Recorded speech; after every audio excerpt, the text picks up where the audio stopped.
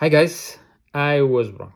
I made a mistake and I owe you an apology. I had one job to help you with your divorce start to finish and to help you to be happy and stress free before, during, and after the divorce. And I'm good at this stuff and I help many men and myself too, but I didn't show up for you.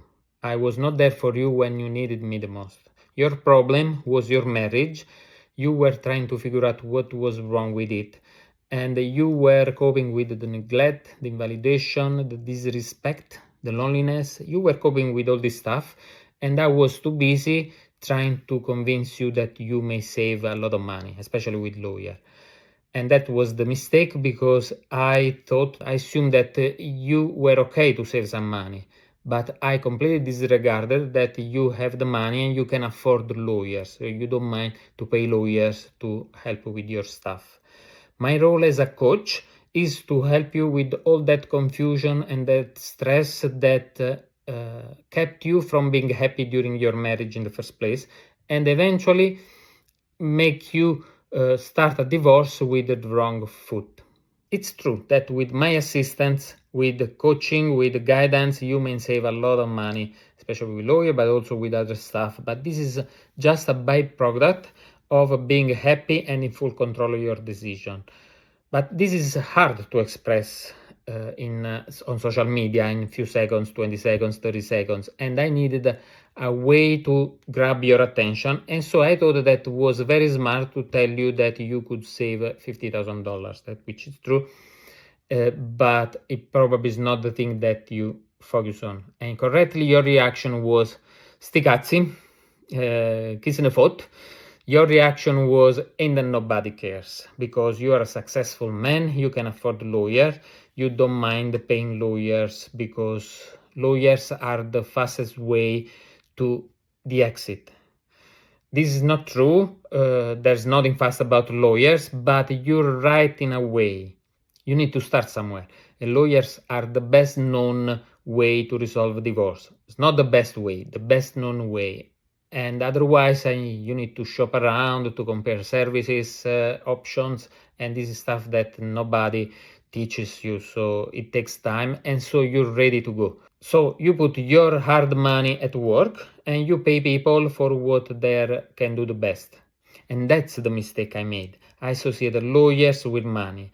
And that made me talk about saving instead of showing you the benefit of coaching compared to lawyers and therapy and other stuff. So this made me look like at the cheap version of lawyers. I feel like I was the car dealer that trying to sell you junk car.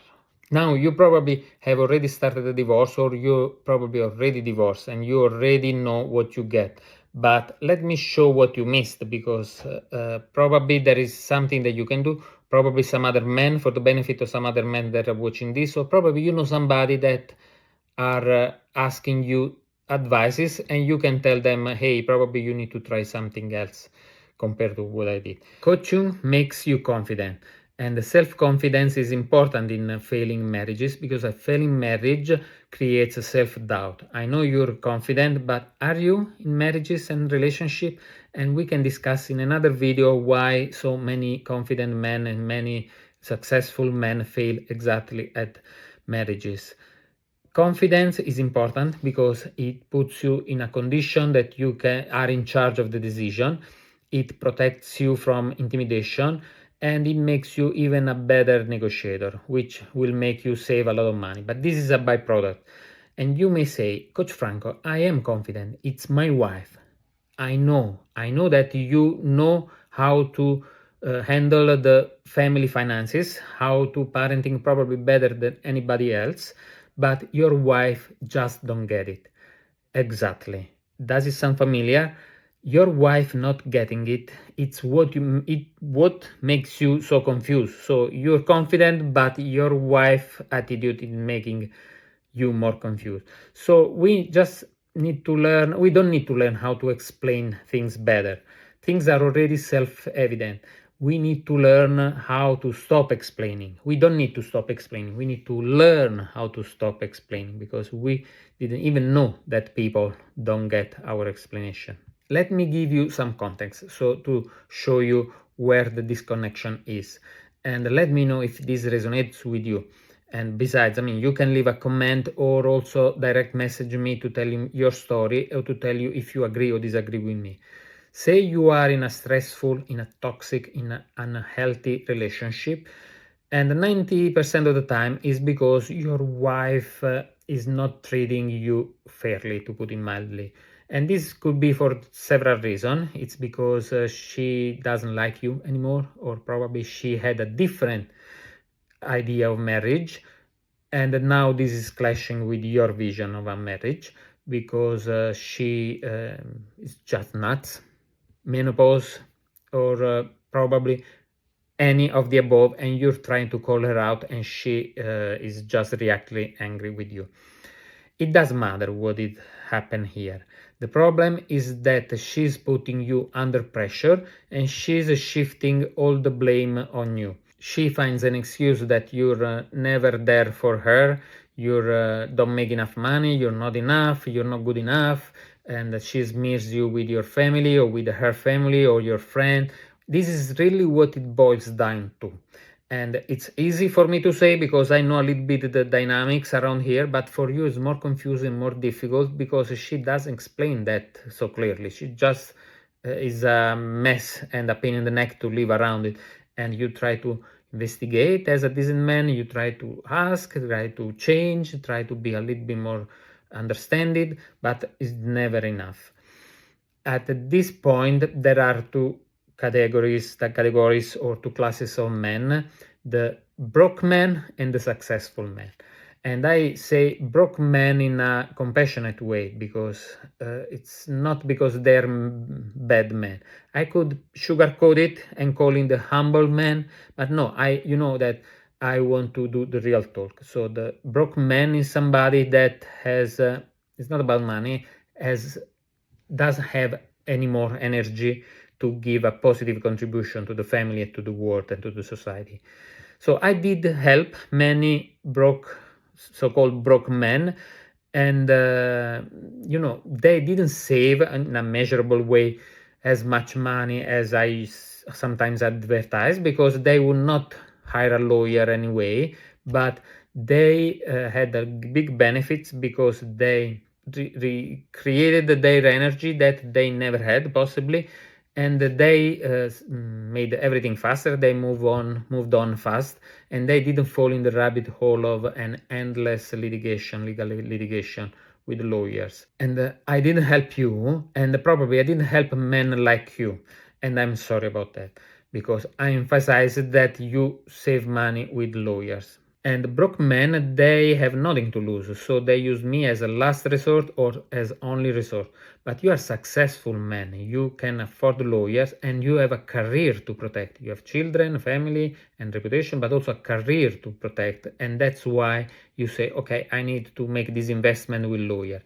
But this is actually the reason why I say you have a career to save and to protect. That's why you should not waste money on the first service that you get. And I made it a question of money, or at least this is how I came across as in my short form videos.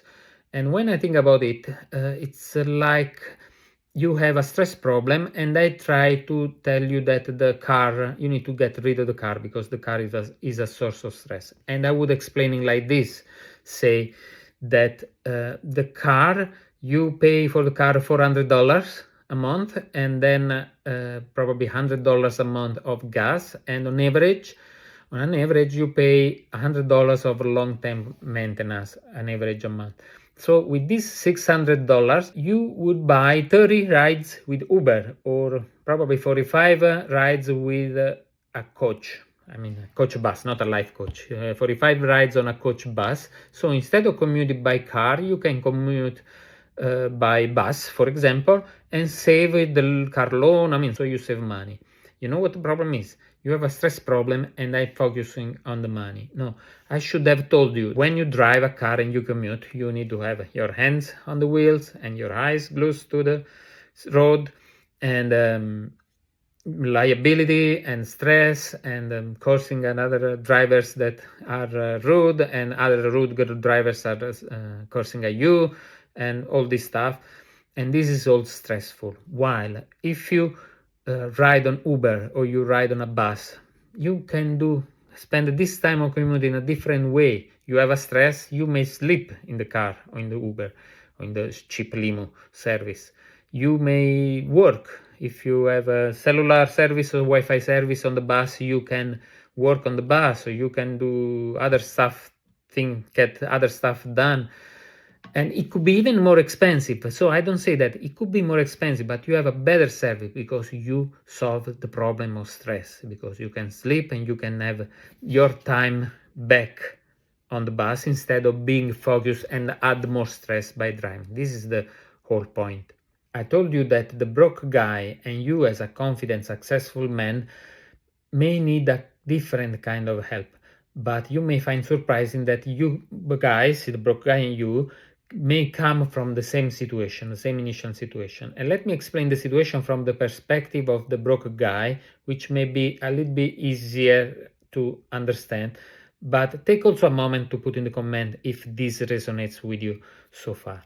So the broke guy usually lacks confidence, as I said. And so what happened? So he doesn't take initiative, and his wife is mad, probably rightfully so, for this reason, and try to not to encourage him, because that will be a constructive criticism, but she criticizes him, she bash him, she insults him, and she uses him as a punch bag, based on the fact that he doesn't take initiative. So he starts with a low confidence in the first place, but he doesn't take more initiative because it will be never enough, and he knows that everything he does, he will be criticized, and he will be wrong anyway, he thinks. It's not true, but he thinks that. So you may say, let's give him, this guy, confidence, so he will take initiative, be successful, and his wife will see that and stop criticizing and start loving him. That's not true, because the problem started before this step, because he was less confident in the first place. He picked a woman that accepted his lack of initiative, and the woman picked a man she could disparage, because a man that let him disparage. That's the bad combination came together.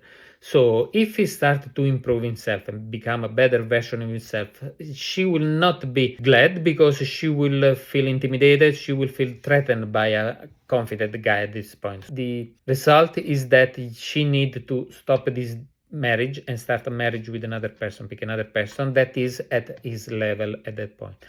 So the same thing with you. Probably you already divorced and you already know that, but the problem with you was that you are confident, you have all the qualities, you let your wife to do this kind of stuff because you think that you had something to prove to her. And she wants you to prove something to her as well, and she put pressure, she tested you over and over and over again. That's why, even if you reclaim this confidence, relationship-wise, you still need to end this marriage. And if you did, that was the good reason. The problem now is that you should not be feel bad about it, but you should work on being considering, okay, that was a stage of my life, I did it right, I'm proud of myself for what I ended, and I need to get ready to find a new person with a different perspective. And I want to close with saying that, okay, now you use the lawyer, you spend your fair or less fair amount of money with them, you solve your legal problem, but did you solve your emotional problem? Are you happy? Are you ready to start over? And are you ready to accept what happened to you? Okay, so my role as a divorce coach is to make the whole journey of divorce, before it starts and after it finish, more fruitful. That means without stress, confident of the decision and of the plan that you're taking. Be happy from time zero, not after the divorce is done, but from time zero. Be happy doesn't mean that you party, that you say, hey, I'm divorcing, no, means that you are proud of what you're achieving, you're proud of the decision that you're making, and it's not that you feel sad, you feel defeated or a failure. And not looking forward to be finished everything, but you do everything with proper timing. And also to learn not to be triggered. during and after divorce, because feeling triggered opens you up to be intimidated by your wife, their lawyers, setting yourself up to making mistake because you are operating in defense mode instead of confident mode. And this will make the divorce less painful, if at all, and much quicker, which will save you a lot of money. I mean it again. See, I was focused again on money. This is not the point. The point is for you to be happy. And doing coaching instead of just having a lawyer or a therapist will you will learn skills that will be helpful on your future relationship with your family, with your children sometimes, and with your career, and many other things. I hope this helped. And again, I'm sorry that I didn't show up for you.